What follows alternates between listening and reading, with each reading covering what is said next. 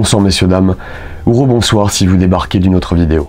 Nous nous retrouvons pour parler de monsieur Patrick Pouyanné, le président directeur général de Total, parce que j'estime qu'on ne le met pas assez en avant.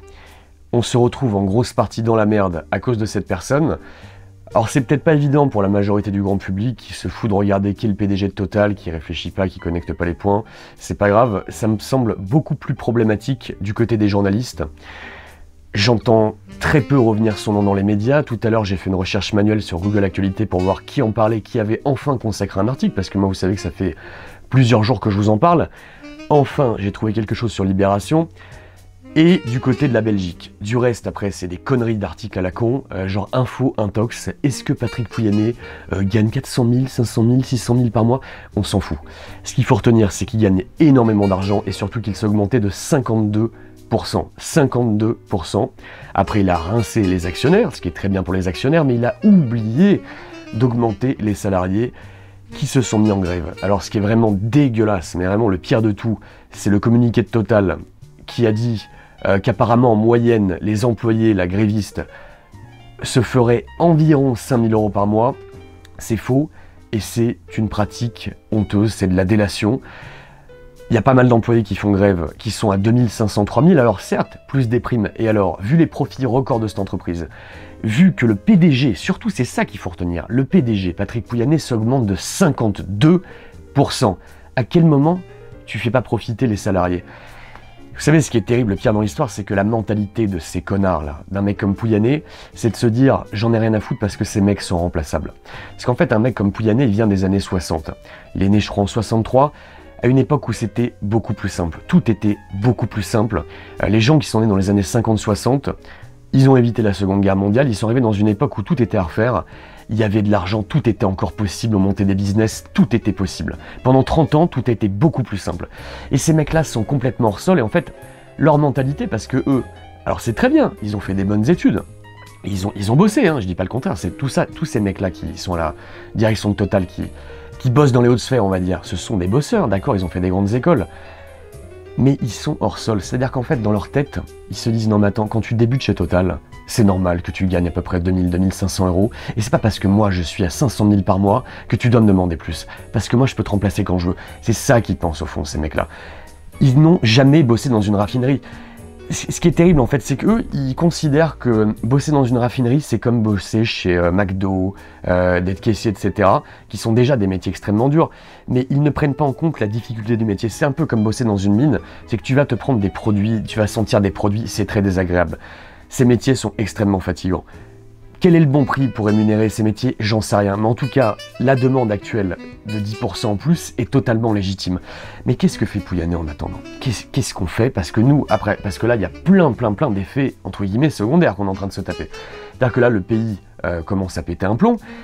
C'est pas du tout mis en avant dans les médias. Moi, ça m'insupporte, hein, le traitement médiatique de toute cette affaire depuis une semaine. Il y a une semaine, le traitement était inexistant dans les médias. Inexistant. Donc nous, on en a parlé ici, j'ai attendu, on a commencé à un peu plus en parler, mais toujours, en fait, ce qui est mis en priorité, ce qui est mis en avant, c'est la guerre en Ukraine. Encore, toujours, qui est un problème grave. Ok, je veux bien qu'on en parle régulièrement, mais là, on veut savoir ce qui se passe dans ce putain de pays, on veut être représenté, on n'en peut plus. Là, la situation actuelle, c'est qu'il n'y a plus d'essence. Autour de chez moi, c'est l'enfer, il n'y a plus de putain d'essence. La situation va être bientôt intenable, parce que bientôt, il n'y aura plus d'acheminement pour des livraisons. Et je pense qu'on va peut-être se barrer en grève générale. Et qu'est-ce que fait un mec comme Patrick Pouyanné qui pourrait débloquer la situation? Parce que là, ça ne tient plus qu'à lui. Vous voyez, là, on en est rendu. Ça ne tient plus qu'à ce mec des années 60 qui se fait un fric fou, qui à la fois, c'est un bosseur, mais à la fois, il a eu de la chance. Et je vais vous dire, faut pas oublier un truc, c'est que ce mec-là, c'est pas un patron légitime. C'est pas le PDG légitime de Total. Le PDG légitime, c'était Christophe Demargerie, qui est mort dans un accident tragique en 2014 en Russie. Alors je dis tragique, je sais pas si c'est le bon terme. En fait, il prenait son jet privé et revenait de Russie, et son avion a heurté un chasse-neige, et apparemment, le conducteur du chasse-neige était bourré. Et voilà, il est mort.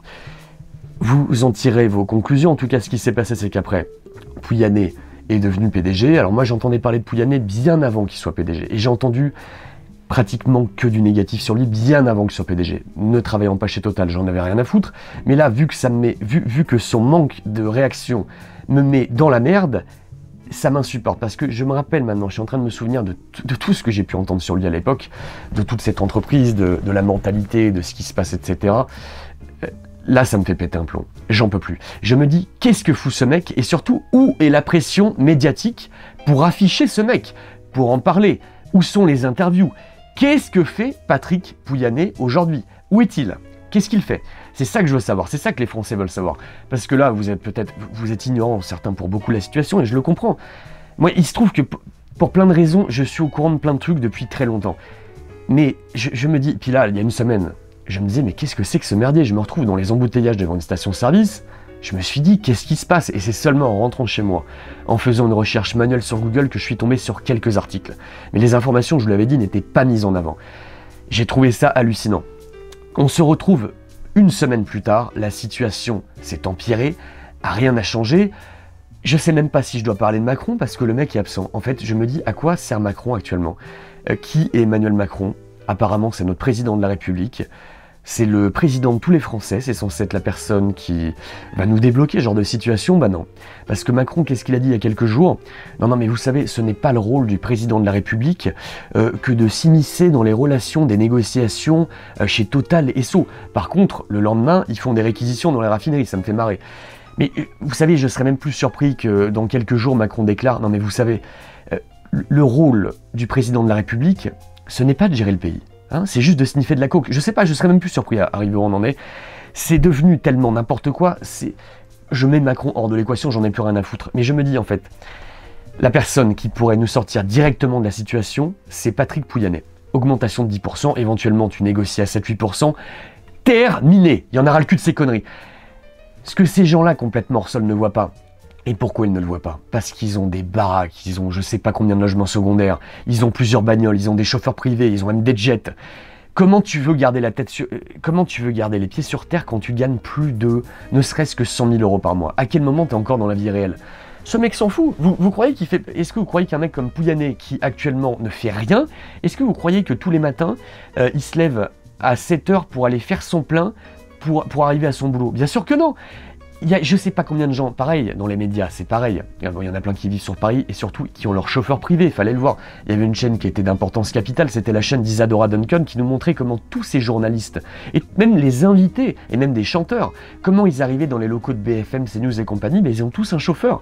Croyez-vous qu'ils vont prendre le métro? Peut-être certains, mais en fait la plupart c'est quoi? Ils ont tous des chauffeurs privés, des voitures, des motos, on leur met un petit bonnet ridicule sur la tête. T'as l'impression que c'est des enfants de 5 ans. C'est incroyable. Et ces mecs-là parle à notre place. J'entendais tout à l'heure, là, je vais rester très poli, Bruno Toussaint, qui a parlé quelques secondes de Pouyanné, mais qui est en train de rigoler, qui disait « Non, mais soyez juste, les salariés Total, ils gagnent pas 2000, mais 2500. » Et alors, tu fais combien? Combien gagnent tous ces journalistes? Bruno Toussaint, il gagne combien par mois pour poser son cul sur une chaise pour déblatérer des conneries? Pour déblatérer conneries sur conneries depuis 2 ans et demi, parce que vraiment, en termes de pire journaliste de France, Bruno Toussaint, ça se pose à peu près là. Hein. On se souvient de son interview de Raoult, une catastrophe ce journaliste. Combien gagne-t-il? Et après, il va essayer de pinailler entre 2000 et 2500 €. C'est extraterrestre. Ces gens-là me représentent, vous représentent quotidiennement dans les médias. Ils sont censés parler de nos problèmes. Ils se font des couilles massives en or.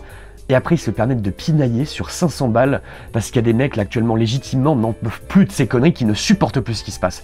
Et un mec comme Pouyanné, on ne le met pas en avant. Voilà, à part quelques personnes courageuses dans l'espace journalistique français, que je félicite, quasiment personne n'en parle. Ce mec-là, faut l'afficher, faut lui foutre la pression. Tous les jours au journal de 20 h, ça devrait être le premier titre. Non, Patrick Pouyanné n'a toujours pas bougé son gros cul pour résoudre la situation, il ne négocie pas. C'est insupportable, on ne peut pas continuer comme ça. Mais vous voyez ce qui est en train de se passer, vous voyez les tensions, vous voyez les bagarres dans les stations-service, vous voyez la galère que c'est. Mais imaginez, parce que moi je suis pas dans ce cas-là non plus, de me lever à 6 h du mat pour aller faire la queue pendant 2 heures, pour ensuite accéder à mon boulot qui est 2 heures plus loin. Franchement, félicitations à tous les gens qui font ça, c'est insupportable. Moi, à votre place, je pèterai un plomb. Bon, écoutez, vraiment, j'espère que ça va se barrer en grève générale, parce que ce qu'on vit actuellement est insupportable. Je n'en peux plus. Tout est dirigé avec le cul. Personne ne met ses problèmes en avant, mais même après des youtubeurs, même qui sont parfois certains dans la sphère politique. Je ne pense évidemment pas à Greg Tabibian qui fait un très bon travail, mais certains, tu vois, qui se revendiquent gauchistes, etc. Vous n'êtes même pas foutus d'afficher un mec comme Pouyanné. Mais faites une vidéo à 100 000, 200 000, 300 000 vues, affichez ce putain de branlito PDG de Total qui ne fait rien depuis une semaine. C'est insupportable. On ne peut plus continuer comme ça. Mais vous vous rendez compte, après il y aura quoi? Des problèmes d'acheminement pour la bouffe, mais après Dieu sait ce qui va se passer. Est-ce qu'on peut encore tenir dans cette position? C'est plus possible. Donc Pouyanné, bouge ton cul, on n'en peut plus. Tous les journalistes, faites vos boulots. Journal de 20h ce soir, je veux voir Pouyanné en avant. Je veux le voir demain soir, je veux le voir après-demain. Je veux le voir aux 13h, aux 15h, 16h. Toutes les heures, je vais entendre parler de Pouyanné. Savoir ce qu'il fait. Où est-il? Où est-ce qu'il est? Qu'est-ce qu'il fait? Je veux entendre. Qu'est-ce qu'il fait? Où est-il? Comment règle-t-il le problème? Faites votre putain de boulot, les journalistes, enquêtez. J'aimerais bien aussi qu'on parle de ce qui s'est passé en 2014. J'aimerais bien une enquête sur de Marjorie. Qu'est-ce qui s'est vraiment passé, hein, plutôt que d'avoir des enquêtes journalistiques à la con. En 2014, que s'est-il vraiment passé avec de Marjorie en Russie? J'aimerais bien savoir. C'est marrant, 2014, le moment où ça a éclaté le conflit Ukraine-Russie. J'aimerais qu'on ait des réponses.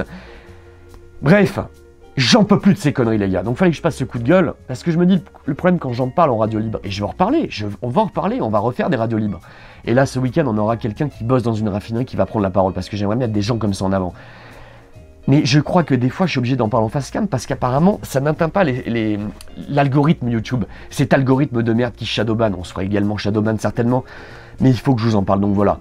Patrick Pouyanné, PDG de Total, actuellement, ne fait rien pour éteindre l'incendie. De toute façon, il n'est pas aidé par Macron. J'ignore les arrangements entre ces deux personnes.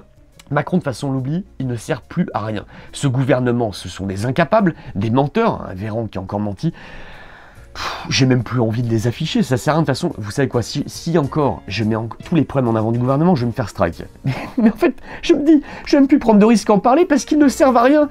Ils ont démissionné, ce gouvernement, c'est la démission quotidienne. Ils ne font plus rien. Donc là, j'affiche Pouyanné. Il faut lui foutre la pression parce que je pense que ça peut peut-être lui rentrer dans les oreilles. Peut-être qu'il va mesurer un petit peu quand il va sortir parce qu'en fait, à partir du moment où tout le monde va connaître sa gueule à Pouyanné, et qu'on va le reconnaître dans la rue, qu'on va lui dire, en fait, qu'est-ce que tu fous, mec? Qu'est-ce que tu fous? C'est à cause de toi qu'on est dans la merde, qu'on peut pas faire le plein. Peut-être que ça va un peu lui monter aux oreilles, quand bien même il a des limousines, chauffeurs privés, etc. Peut-être qu'il va rencontrer quelques personnes dans la rue qui vont lui dire, hey mec, c'est à cause de toi qu'on en est là. Et c'est ce qu'il faudrait, je vous dis pas de le tabasser, je vous dis simplement tous les jours, si vous le voyez Pouyanné, foutez-lui la pression. Dites-lui, mec, qu'est-ce que tu fous? Qu'est-ce que tu fais depuis une semaine? Voilà ce qu'il faut faire. La situation est insupportable. Merci de m'avoir écouté, messieurs, dames. Et je crois qu'il va falloir passer un dernier coup de gueule. Patrick Pouyanné, PDG de Total. Tu m'obliges à ressortir mon putain de mégaphone, on n'en peut plus de ces conneries. Qu'est-ce que tu fous, Patrick Poupou? Qu'est-ce que tu fous depuis une semaine? J'en peux plus. Je vais retourner chez Auchan. Je ne peux plus prendre ma voiture, j'ai plus d'essence. Il n'y a plus aucune station autour de chez moi, c'est la merde, on n'en peut plus, Patrick.